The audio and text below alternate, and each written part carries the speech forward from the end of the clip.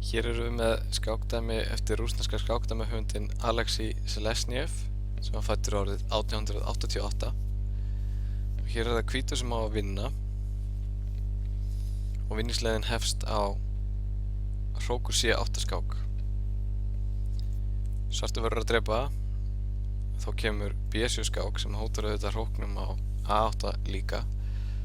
Svartur verður að valda hrókin með kóng og B8 og nú þarf hvítur að passa sig á því að drepa ekki á A8 því eftir kóng drepur A8 á hvítur auðvitað bara 1 peð gegn 3 peðum svarts.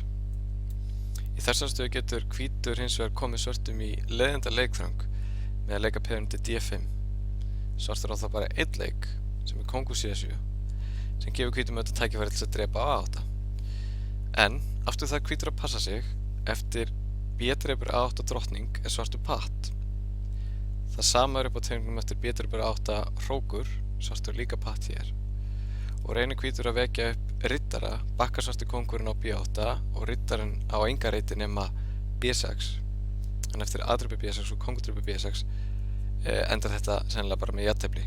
Hvítur hefur ekki möguleika á að vinna þetta. En eftir kóngur C7 er besti leikurinn fyrir hvítan að drepa á A8 og fá sér biskup. Svartur getur bakkað á B8 en nú kemur biskup B7 og eftir kóngur C7 getur hvítur farið að hirða svartu peðin. Kóngur drepur A7, kóngur D8 og svo kemur hvítur kóngurinn nær.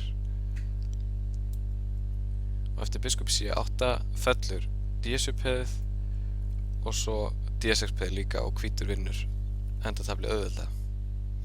Takk fyrir þetta.